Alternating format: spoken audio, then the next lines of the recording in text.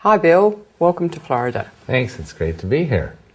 First, please say a prayer to protect us and all our viewers from any reaction we might have to the information we're about to hear and from any spiritual attack.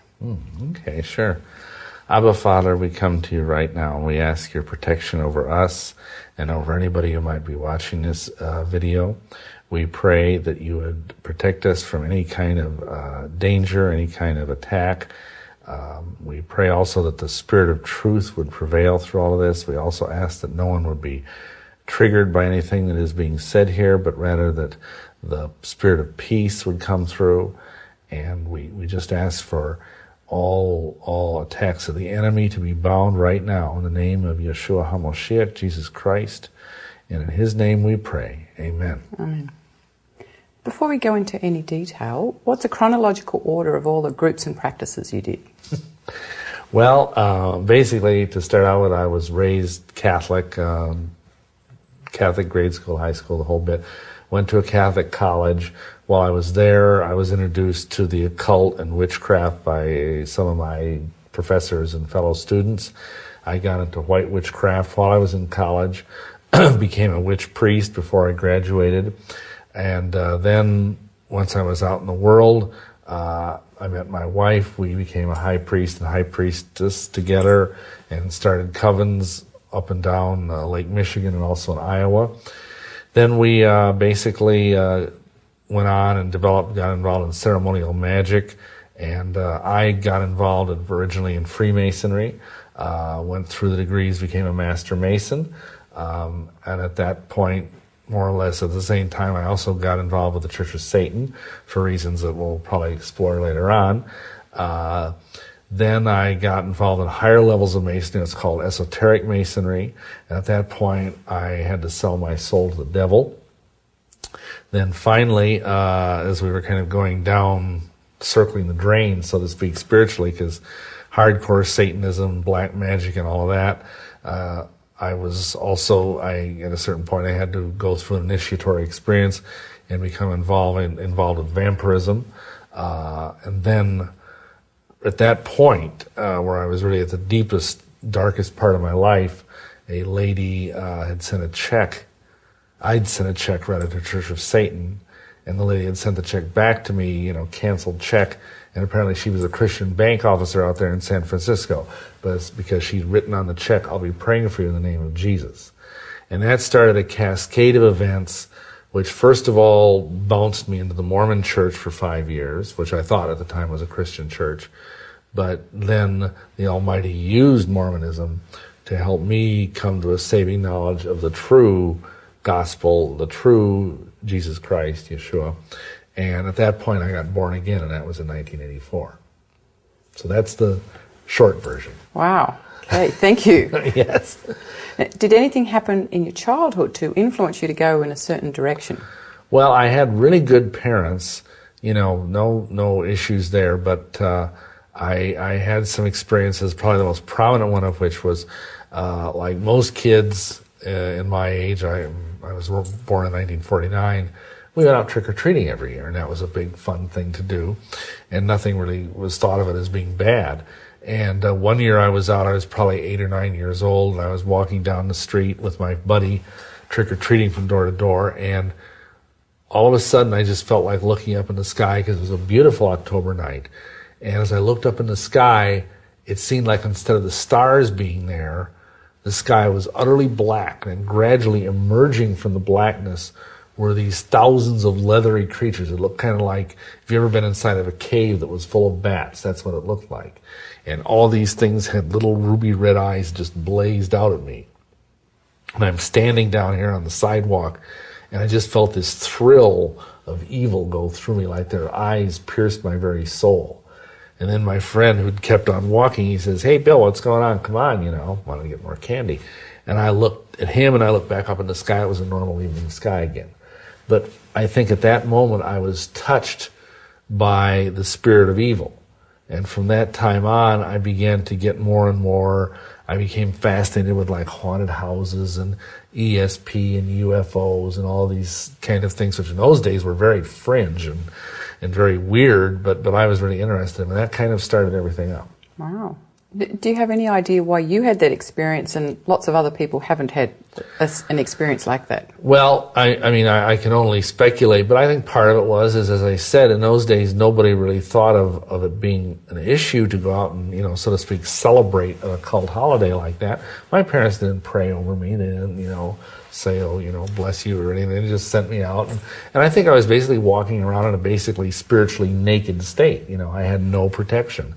And I think there may have been things in my background or whatever that predisposed me to that. But I may have just been in the wrong place at the wrong time, you know. I see. Thank you. And what happened when you were about 12 years old in the North Woods in Wisconsin? Well, every other summer, my folks like to go up to Rhinelander, Wisconsin, which is up in a beautiful area with lots of lakes and everything. And one night they'd gone somewhere and I was alone, and we had a cabin right down by this lake.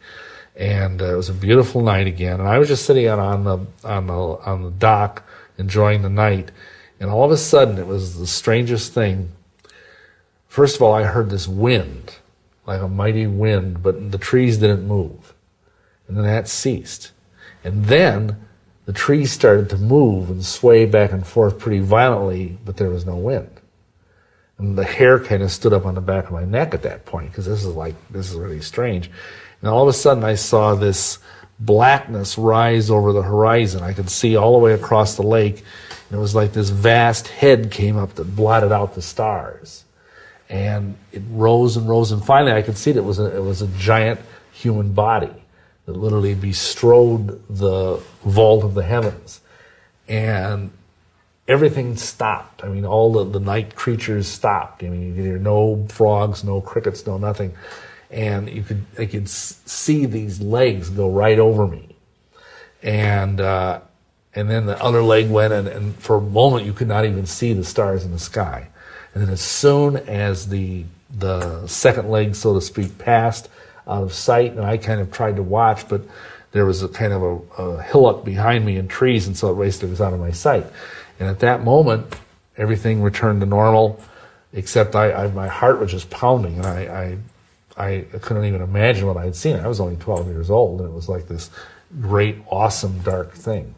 Wow. Did you ever work out later what that was you saw? Well, yeah. After several years later, we learned that Wisconsin is sort of notable for having a lot of strange things going on, especially in the north half of the state.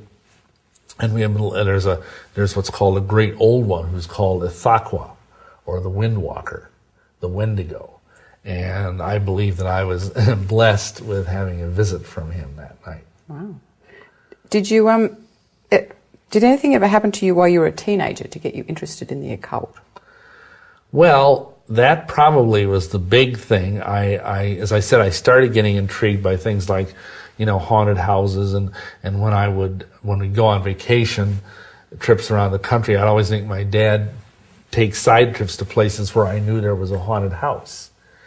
And we had this one house in our community where it was the strangest thing. It was what we would call a poltergeist type thing. And one of the girls in our school lived there. And once in a while, these ghosts would have knife fights in the kitchen. That sounds really funny, but they'd come down in the morning for breakfast, and it was like every knife, you know, because everybody has these little kitchen knives and steak knives sitting out, you know, to use, and every knife would be buried in the cabinetry. Oh, no. Just like there's these two spirits going, funk, funk, funk, funk, like that. Wow. And there was no explanation for it. The doors were locked. There was no sign of breaking and entering. I mean, it was just like this.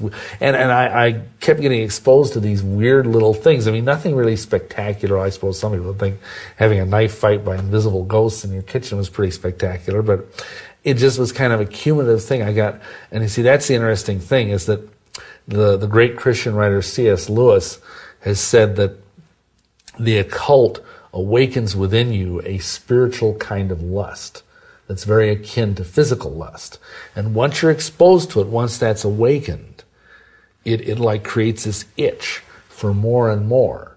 And it's very hard to get rid of that itch once you've gotten it. And of course, you know, I was just a young person. I wasn't really prepared for that kind of thing. I see. Thank you. Mm-hmm. Have you ever done a seance? Oh, yes. What happened was when I got to college, As I mentioned earlier, we had a professor in theology who told us that Yeshua, Jesus, had been a magician. And that the way he did things like walk on water, or turn water into wine, was he had gone and studied in the East with, Tibetan masters or Indian gurus, or he'd gone to Egypt and studied with the Magi or whatever, So he said that if we wanted to be like Christ, and see, that's a doctrine within the Catholic Church, is that the priest is another Christ. And so therefore, he said, if you want to be like Christ, if you want to be a good priest, you should study the occult. So I kind of started reading some books, and I was very intrigued by it. I'd read about ESP and read like Hans Holzer's book on Ghostbusters and things like that. And so this one older classmate of mine, it was Halloween night, and I'd been involved in a play, helping out with the music. And he said, well, it's Halloween night, let's do a seance. And he had heard that this very important guy who'd given all sorts of money to this college had arranged for his deceased wife to be buried in the basement of the chapel there. Well, they used to do that in Europe, bury important people under the chapel. And I was music major, and so I was also working as a music librarian, so I had the keys to get in after hours. So we all went in, and there was this long corridor. At the end of the corridor were these huge oak doors. And right there was the lady buried behind those doors, a big, sarcophagus.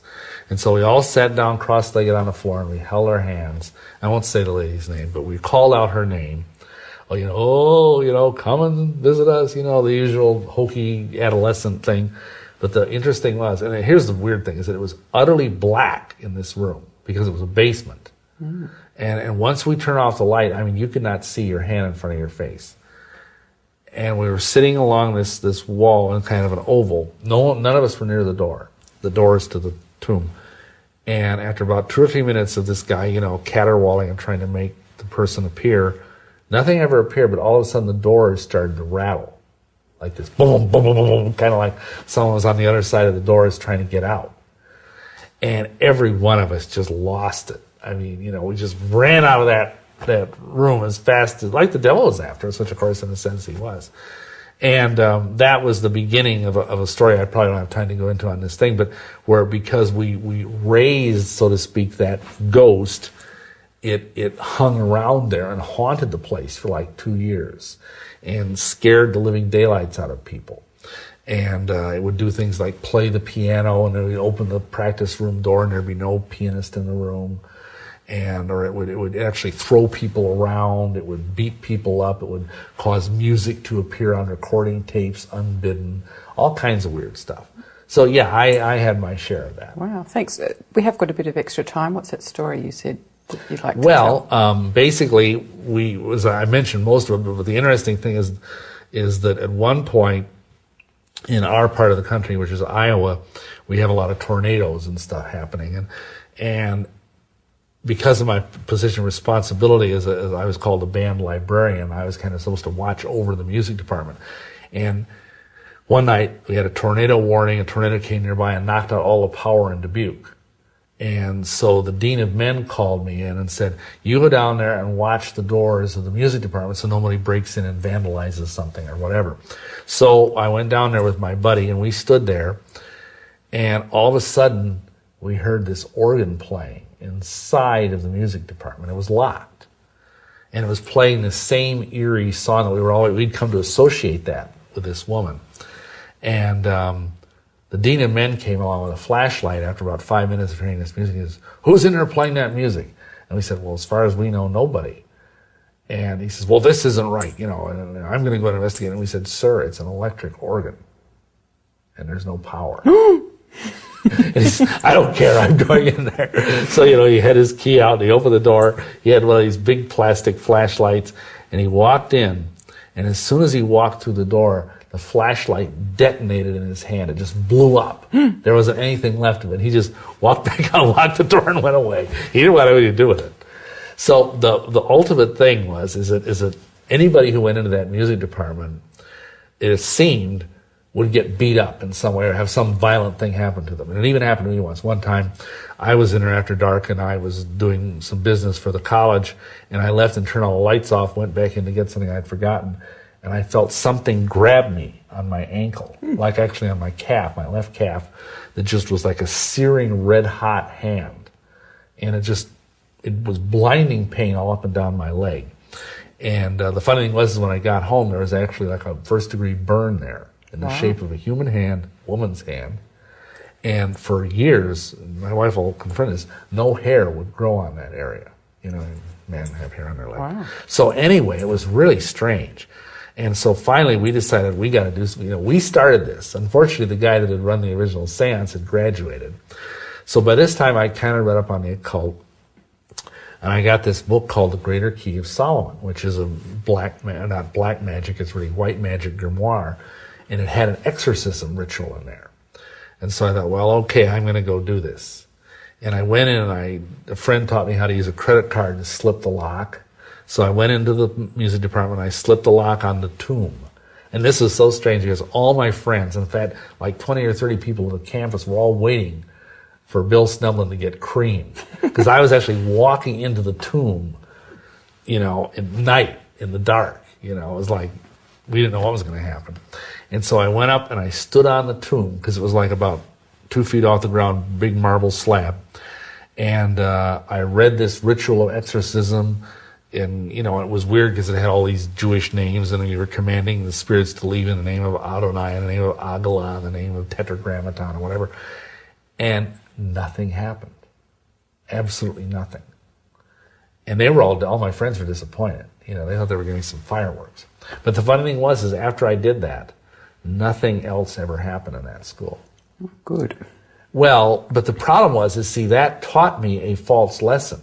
That taught me that magic was efficacious. It taught me that the occult could work power, could have power over the dead, over the spirit world, whatever. And that was actually a fraudulent lesson. Right. But see, that's how the devil does things. He will get you to think you have power over the occult realms through ritual, through ceremony, through these various books or whatever. And actually, it's a fraud. Because really, we have, without Yeshua, we have no power over evil whatsoever. Right, thank you. So when you got involved in all those different groups, what were your goals at the time? Well, part of it was because of what this professor had told me. I was under the rather mistaken impression that I would become more like Christ by studying the occult. And so at first, it was like a noble spiritual quest. And I began, primarily, I think my motivation was knowledge. The whole idea, and again, this goes back, the word occult means hidden. This is a term that's even used like in medicine. They say if you have blood in your stool, it can't be seen. It's called occult blood. Anything that's hidden is occult. So hidden knowledge is always seductive. Everybody wants to know the mystery, And that was what partly I wanted. I knew there was more out there than met the eye in my kind of banal Catholic upbringing. And I wanted to know more about the spiritual realm. Okay. I wasn't really in it for power. That came later. I see. I was in it to get the higher wisdom, Did you ultimately want to be good and help people? At that time, yes, very much so. I thought I was going to be a priest, and I was going to, bless people and do all this stuff, and really, for a large part of even once I got into the full-blown occult/witchcraft part of my life, we were very altruistic. We were healers. We were working to help people. It was only toward the end that the corrupting influence of the occult started really kind of corroding my very soul. Okay, thank you. How many years were you involved in Wicca? Well, let me think. Probably around 16 years. Because I was first initiated in 1968. When I got born again and I left it was 1984. So I think that comes out to around 16 years. Okay. And how deep was your involvement with Wicca at that time? Well, pretty deep. I started out, of course, you begin, you study, you read books, and you get initiated to the first degree. Ultimately, from 1968 and finally in 1973, I was made a witch high priest, and along with my wife, who at the same time was made a witch high priestess. And we were pretty deep into it. I mean, I had a more than 3,000 book library of occult books. Wow. And we taught classes. I was a certified astrologer. I did tarot readings. I was also trained as a medium. what today is called like a trance channeler. We did psychic readings. We practiced ceremonial magic. I mean, talk about been there, done that, bought the T-shirt. Well, that was me. I mean, both of us were just very, very, we're kind of workaholics. We're kind of compulsive overachievers. And so when we got into this, we got into it with, there were days, even though I had a full-time job, where I would spend like 3 hours a day before I went to work practicing, doing conjurations, doing incantations, stuff like that to try and raise, levels of occult power or supposedly improve the world or whatever, So we were very deeply committed. I see. And what was your normal job? Well, I had several of them. Believe it or not, once I got out of college for a couple of years, I was a music teacher in a Catholic school because that was my degree. But I think they kind of got a little tired of me walking around with a pentagram around my neck, and, so they let me go. And then I had numerous, basically kind of menial jobs until really after I got saved. I never really had a really super duper job. I worked in a foundry for a while. I was a security guard. I worked for the Milwaukee Sentinel because at this time we were living in Milwaukee as a person who went around and filled up the boxes at night, with the newspapers. So that was basically my wonderful career. Okay, thank you. What's the difference between Wicca, witchcraft, and magic? Well, Wicca, it's actually it's pronounced witcher, really. It's the old Anglo-Saxon word that means bent or twisted originally, but it's the origin of our word witch. And so back in the 50s, when witches started coming out of the broom closet, pardon the pun, they started calling themselves Wiccans because it sounded better, than calling themselves witches, because witches had a really bad press back then. Everybody thought that witches were ugly old hags with green skin and warts and everything. Witchcraft is what a lot of witches do, but not by means any of them, because Wicca is actually a religion. Witchcraft is a technology it's a mental, spiritual technology that some witches use. Most witches, I dare say. But witchcraft is more or less the same thing as magic, except magic is higher, if you will. There's what is called low magic and what is called high magic. And typically most witchcraft is low magic, which it's kind of like in the Church of England, they talk about low church and high church, and the high church is more ceremonial, and the low church is more simple and sort of almost like Protestant. Well, it's the same thing with this. The low magic, which is witchcraft, is usually pretty simple, more akin to what anthropologists would call folk magic, whereas magic is more like ceremonies and wearing fancy robes and very, very elaborate, things where you have to be very literate. You have to be able to read Latin and Greek and all that kind of stuff. So there's a big difference there. The technical definition of magic, which was made by the infamous magician Aleister Crowley, he said, magic is the art of causing change to occur in conformity with will. But I would add to that, because that's a little simplistic, I would add to that without any visible means of doing so. In other words, I can move a pencil across a table, and I've caused change to occur in conformity with my will, but that isn't really magic. If I could move that pencil without touching it, that would be magic. Okay, and how are you spelling magic? Well, most ceremonial, serious magicians spell magic the old English way with a K on the end, M-A-G-I-C-K, to distinguish it from stage magic, prestidigitation, pulling rabbits out of hats. Okay, thanks. So a lot of people believe that the power of witchcraft is imaginary. What do you say about that? Well, in a sense, they're right. Witchcraft, as in its power, as they're thinking of it, is imaginary. But instead of the witches believe magic comes within them, or that it comes from being at one with the earth and at one with the sky, and this kind of pantheistic thing where, kind of like the Force in Star Wars, But actually, there is a real power in witchcraft, but the power comes from the demonic realm. If you say, if you give yourself over to these gods, these ancient gods, and say, I'm going to serve you, what they don't realize is that behind those gods are a mask. And behind those masks is the demonic, ultimately Satan himself. And so when you do something magical, and I did many things that were apparently, at least a very vast coincidences, at least, if not downright miraculous at most, and they were done by the power of demons. Okay, and how do you know that? Because a lot of people who maybe are into witchcraft are going to say, well, that's not true. Well, let me give you an illustration. This a friend of mine, colleague in the ministry, was on a radio show, and he was talking about this very subject. And a witch high priest called up and challenged him with the very question you asked. He said, well, I don't believe my powers come from demons. I believe my powers come from the sky god and the mother goddess.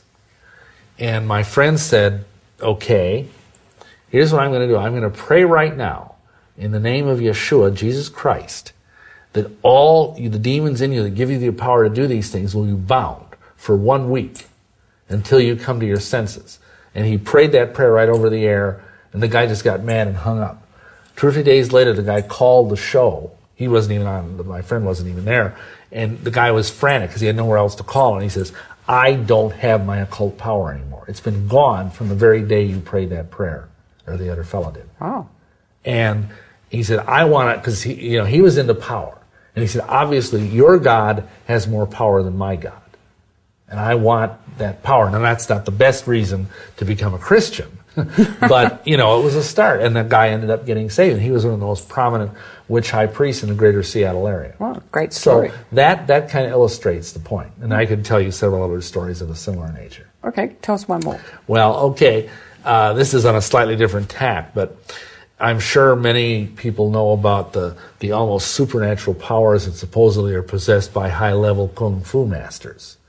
That they can like punch at a wall and not even touch it and have the wall collapse, or make people fall down just by giving their ki type shout at the person or whatever.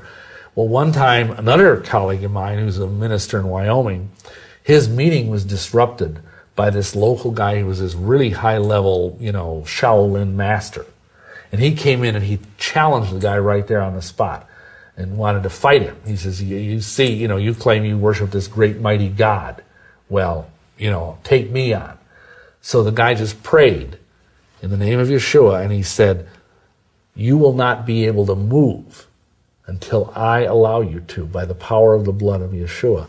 And the guy fell flat on his face before the altar, just spread-eagled, and it was like the gravity around him had become like the gravity of Jupiter. And the guy was just pinned to the floor like there was a magnet there. And he laid there for like 10 minutes. Wow. And he finally started pleading with the guy to let him up. And, the guy was a nice guy, and he asked the Lord to let him up, and he was fine. And then he repented and went to the altar and got saved. So, again, that shows that what a lot of people think is power that comes from within, or power that comes from the universe, is actually occult power. Okay, great. Thank you for those stories. A lot of people think that witchcraft is very rare. What would you say about that from your own experience? Well, again, I would say to a degree that's true. There are a lot of witches, but most of those witches don't know what they're doing. They don't really have a lot of occult power. They're basically playing around. It's still dangerous because they've turned their back on the living, Elohim, the living God, and they're worshiping false gods. But even in my own life, as a witch, I had in 16 years of practicing the occult maybe a half dozen times in that life when I did something really astounding. There were a lot of times when we would do magic and nothing would happen. Quite a lot, in fact.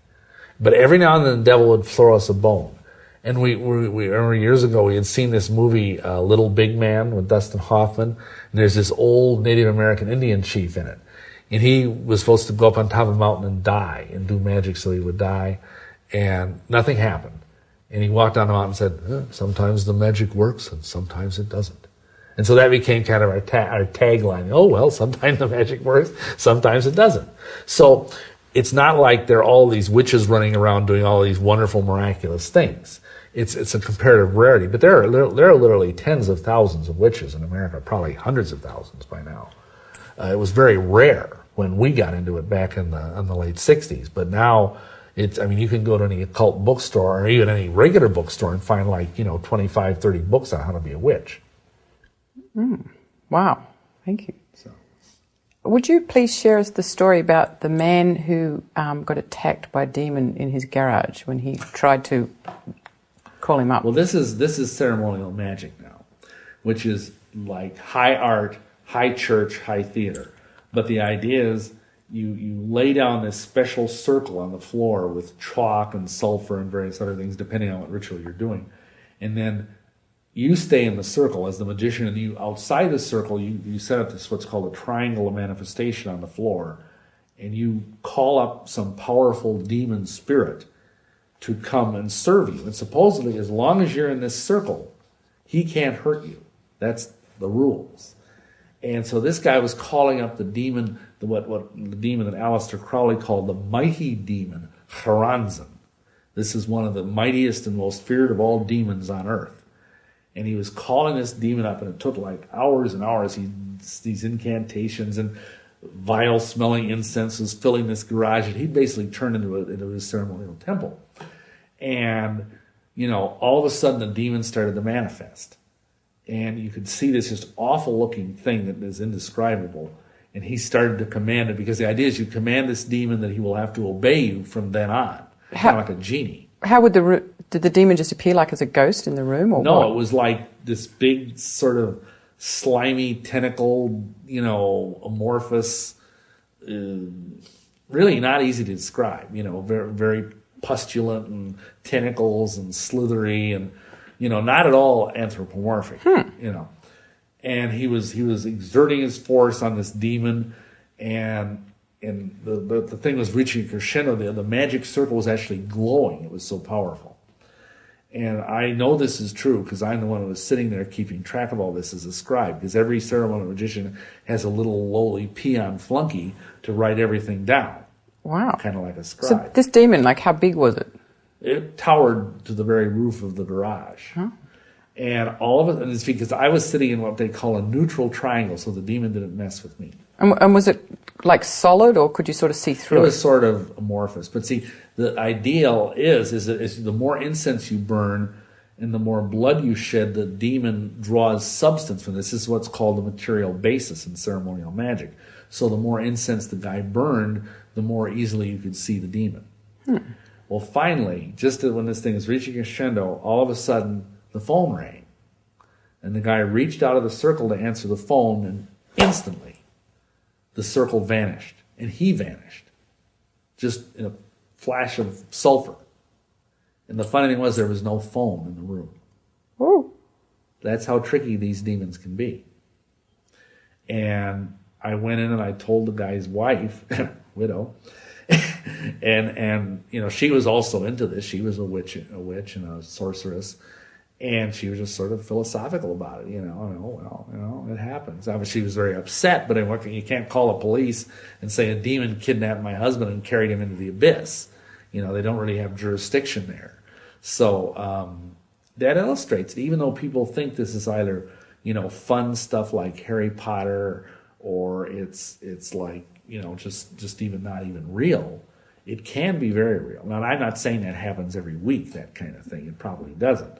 But this guy was a very high-level ceremonial magician, and yet he was still able to be tricked by the demon. Wow. Now, what's the definition of a ceremonial magician? Well, that's like ceremonial magic is the highest form of magic. And it's where you have to learn long, elaborate, some rituals, like we did one ritual called the Sacred Magic of Abramelin the Mage, that took 6 months of preparation. Wow. And every day you have to go through purifications, and many of your viewers probably have heard the magic word abracadabra. Yeah, sure. Well, that came from that. That's a word on a magic square from the Sacred Magic of Abramelin the Mage, and that usually they involve robes and incense, and you have to wear certain colored robes and certain colored candles, and you have to have wands and swords and all kinds of stuff. It's not something that the person who didn't have a lot of money would want to do. And usually it involves either invocation or evocation. Invocation is where you believe you're calling on something higher than yourself, like an angelic being. These people believe that they can call upon angels and command them, which of course is, horsepucky. But that's what they believe. Now, an evocation is where they call on something that's lower than a human being, like a demon, an elemental, an elementary, or something like that, and command them to serve them. And like that particular book that I was talking about, it would have all these talismans that were you draw on parchment that would be like magic squares, except they'd have letters in them, and like a talisman to find treasure, or a talisman to have a woman fall in love with you, or a talisman to be able to fly through the air. And you would get conversation and knowledge with your HGA, your holy guardian angel. That was the ultimate goal of this. And the holy guardian angel would touch these different talismans and empower them, so then you could find treasure or fly or whatever it happened to be. So we went through all of this stuff, just months of it, and we did the ritual, and then of course we had all these talismans, and none of them worked. Okay, does that mean there's something wrong with guardian angels? No, there's nothing wrong with guardian angels. This is just a construct that they come, because you've got to realize, these people that came up with this stuff in the Middle Ages, that's where most ceremonial magic originated, was between like the 1200s, 1300s, 1400s, 1500s. They lived in fear of their lives, because if they were found, the Catholic Church, which was really the only church in those days, would burn them at the stake. And so they made their stuff sound very Christian. They used like if you were to read some of these things, you would think you were reading, like there might be psalms, there might be long passages where the person is addressed either in the name of God, like Yahweh or El Elyon or Adonai or something, or whatever. And so they were made to appear to be very holy and very sanctimonious. And they were often written in Latin, which was, of course, the sacred language. So the problem is that they did that to mask the fact that they were actually trafficking with dark forces. Well, sometimes we have, like, politicians will say a prayer to God, so that means they could be praying to someone else. How would you tell the difference? Well, I mean, only Yahweh God knows a man's heart or a woman's heart. So if he is saying a prayer, we don't know if he's really praying to the true God or not. Because really, this might surprise some of your readers, but the name of God is not God. That's not his name. That's actually the name of an ancient Sumerian little g god of fortune or good luck. The name of the true and living deity is Yahweh. And his son, of course, is Jesus Yeshua. So if you pray in those names, you may or may not be a genuine believer. Only the Almighty knows that. We're told not to judge people's hearts, but only to judge their fruits. And if there's someone who says, "Oh, I'm a Christian politician," all this stuff, and then he's going out there and doing all this reprehensible stuff, then he's probably, you got to kind of be a fruit inspector. I see. Okay. Can you tell us some more stories that show witchcraft has some power? One example, there's a law within the witches. The witches have their own kind of Bible. It's called the Book of Shadows. And basically, one of the rules in it is the law of threefold return. If you do something good to someone, you're supposed to get it back 3 times better. If you do something nasty to another person, you get it back 3 times worse. Well, way back in the very beginningest days of my being a witch, I was just a little baby witch. And I had this other, not my wife, I hadn't even met my wife yet, I had this other girl who was working as kind of a sort of substitute priestess. And I bought her a set of what are called vigas, which is the word for the witch jewels. And it's like a special necklace and crown and all, and they're very sacred. It's sort of like a bargain basement version of the crown jewels in the Tower of London, if you will. And because every head of a coven is actually a queen. She's a witch queen. And anyhow, this girl had a friend who was not really a very good friend, and she came in, and while the girl wasn't looking, she stole those things and pawned them, those jewels. They weren't even very expensive, but it was the idea that this girl stole something from the goddess. Well, because of this law of threefold return, Within 24 hours, this young lady, who was only like 19 or 20 years old, fell down 2 flights of stairs, broke her back, and was paralyzed from the waist down, as far as I know to this day. That's not obviously a very good thing. We did numerous occasions, we did spells of healing. One time, a lady in our coven, her husband was having a problem with his what they call erectile dysfunction, and we did a spell of love and it healed that. So, again, there is real stuff happening here, but it's powered by the demonic. Thanks. It's not powered by, And what might be the downside to those people? I mean, something good happened, but what's going to be the downside down the track? Again, the devil never gives you anything without taking something greater away from you. That's the danger. And so the downside is that all these people got more faith in the gods of Wicca and less faith in the true God of the Bible. That's the main downside. They were more and more deeply deceived. Now, here's the funny thing. You should ask that. Without saying any names, this fellow who had the problem, once that spell was done, within about a year and a half, he was running around cheating on his wife. And his wife didn't know about it. And he ended up finally, and she was the sweetest young lady, and he finally ended up divorcing her and marrying some 17-year-old chick who was 10 years younger than his wife, kind of a typical. It was like he was having a midlife crisis and he wasn't even 29 years old. So that's an interesting illustration of how this kind of thing can backfire on you. He ended up with sort of a case of permanent priapism. Oh, thank you. Can you tell us another story to show how the power of Jesus is greater than even all these other powers? Well, when I had gone on, and we're kind of getting ahead of ourselves here, and several years after this time, I had gotten involved in Satanism. And I met a guy who was one of the highest-ranking Satanists in the whole Midwest, and he was teaching me. And an interesting thing happened. A guy, came and paid this fellow, I think it was $500 to kill his ex-wife by a magical curse. In other words, he put out a psychic hit on his ex-wife because he wanted custody of the kids. Not a very nice guy. And he paid us this money, and this fellow asked me to help out with a curse. And so we got out and we started doing curses. Nothing worked. Nothing worked. In fact, we'd send out these we even did what's called in voodoo a grand envoûtement, which is one of the great, most powerful curses you can level against someone. Nothing.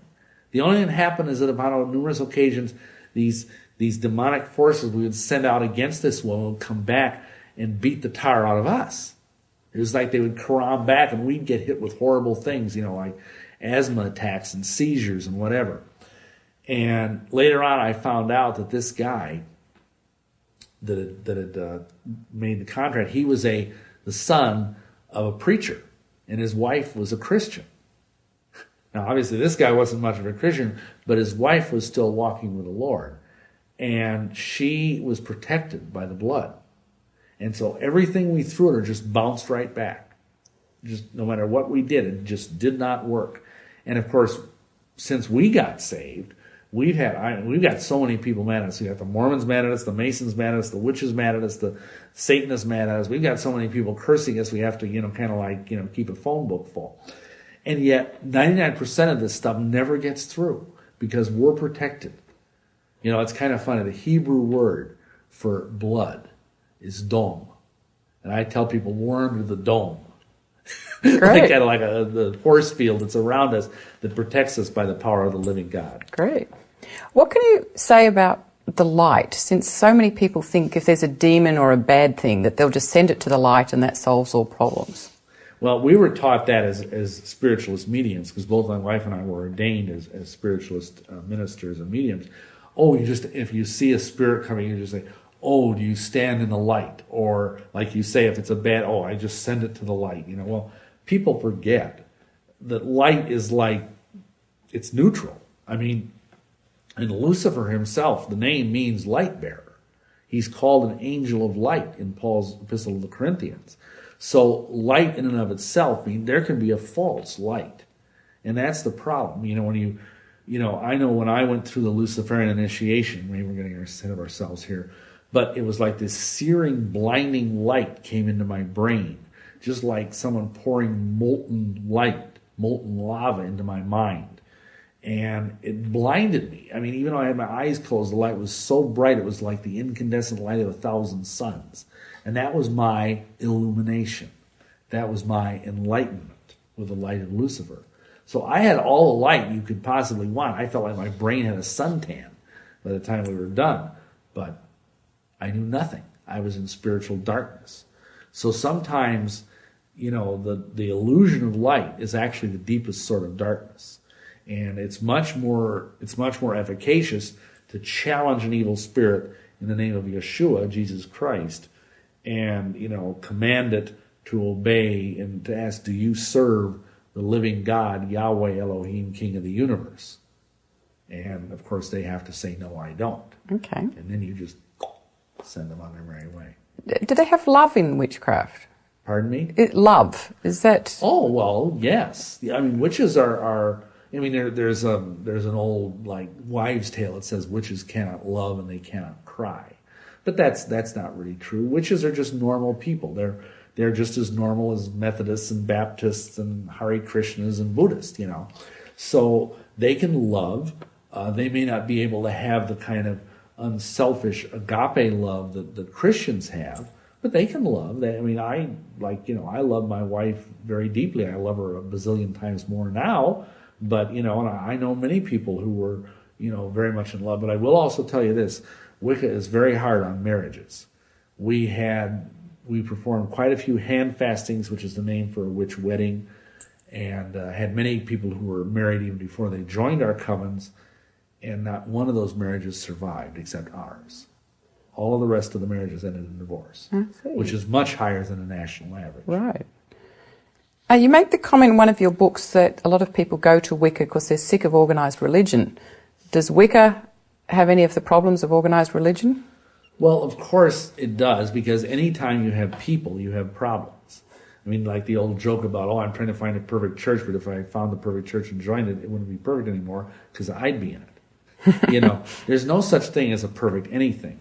But the difference is that Wicca has only Wicca has only been around in any kind of organized way for less than a century.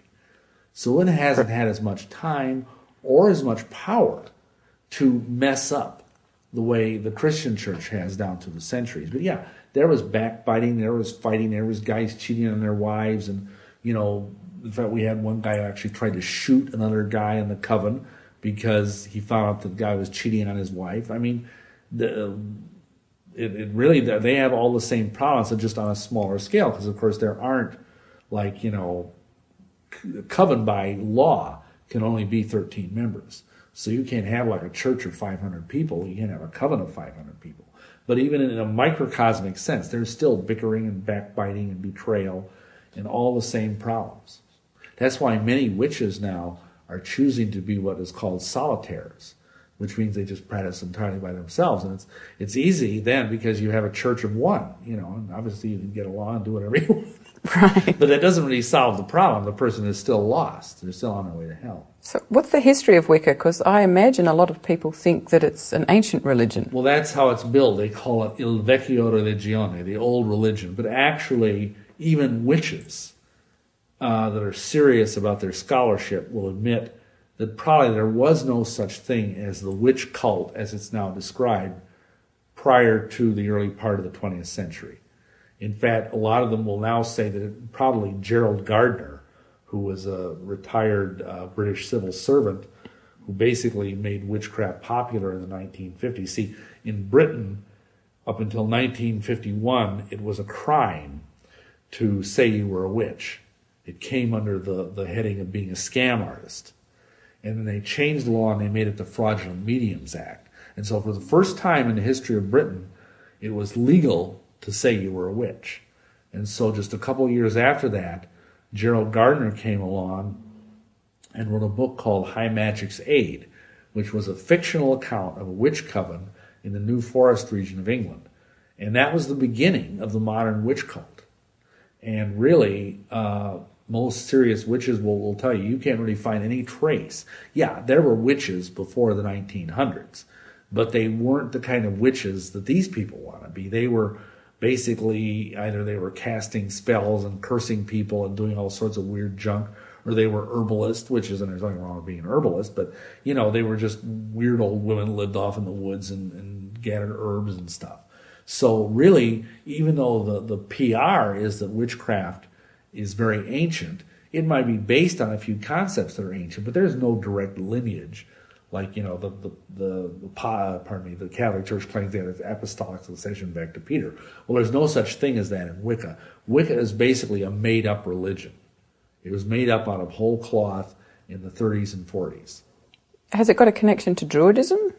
Well, yes, because although really that even is very tenuous, because, see, very few people even know what the Druids actually did. That's true. It's kind of, they're a religion that, because they had no written language. See, that was one weird, wonderful thing about the Druids, is they had to memorize everything.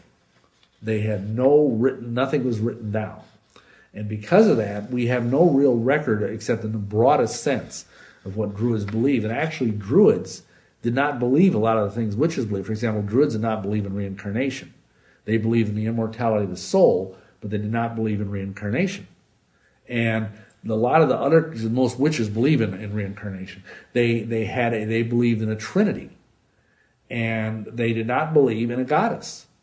A lot of people are astonished at wow. that. So actually, while a lot of witches will claim, oh, we're descended from the Druids and blah, blah, blah, actually a lot of the, like even just in the last 20 or 30 years, they're coming up with a lot of new things they've uncovered, like burial mounds, and there's not a lot of evidence that the Druids had any kind of matriarchal goddess figures, except in the most rudimentary sense. Thank you. A lot of people think that Wicca and modern occultism, it's good to embrace your dark side. Do you think that's a good or bad idea? Well, I don't think it's a good idea, because, I mean, the Bible tells us that we all have a dark side. We all have a sin nature. But the problem is, we don't want to let that out. You know, we want to ask the Lord to come in and transform that by the power of his love. But because, I'll tell you the problem with all this. It all goes back to Carl Jung. Jung was a very prominent psychologist, probably the second most influential psychologist of the 20th century after Freud. And he had this idea of the collective unconscious, and the idea that all of us had like what he called the shadow within ourselves, which is like this dark, slimy, evil part of ourselves that we don't want to acknowledge. And Jung taught that part of becoming individuated, which means becoming whole as a person, is embracing that dark side. And it's not a good idea when we know what happened to, you know, Darth Vader in the Star Wars movies. You don't want to embrace something that's evil. I mean, all of us have parts of ourselves that are not good, that we don't want to acknowledge. What you need to do is give those to the Almighty and say, transform these by the power of the love of the Holy Spirit. Not embrace them and say, well, it's okay if I want to nurture my inner child molester, or my inner mass murderer, or my inner serial killer. No, you don't want to do that. You want to repent. You want to get right with the Almighty. Great, thank you. Mm-hmm. From your own experience, if someone's thinks they're having bad spells cast on them by someone else, what do you think they should do? Well, first of all, if they're not a Christian, they should get born again. But beyond that, assuming they are a Christian, and we get letters like this just about every day of the week, because everybody knows I'm an ex-witch. And essentially, we tell people, well, first of all, be sure you're walking closely with Yahweh God. Be sure you're not in any kind of sin. Because typically, if you're a faithful believer and you're under the blood, nothing was going to touch you, unless, like, you have a rare situation like with Job, you know, where Yahweh basically said to the devil, okay, you know, go ahead and do something for my greater glory. But that's not common. And so I tell them, first of all, be sure your own house is in order. And second of all, if things are still getting through, then you need to do some aggressive warfare praying. You need to be sure you're putting on a full armor of God according to Ephesians 6:12 and following. You need to be sure your land is prayed over, your house is prayed over, that you've consecrated yourself and your family, your kids, to the service of Yahweh God. And that usually helps, you know, basically wipe out all of that. Good. So that's the number one. I mean, you know, there are some rare cases where it persists beyond that. And then there's more detailed stuff. We go into that in one of our books, Blood on the Doorpost. Okay, excellent. Thank you.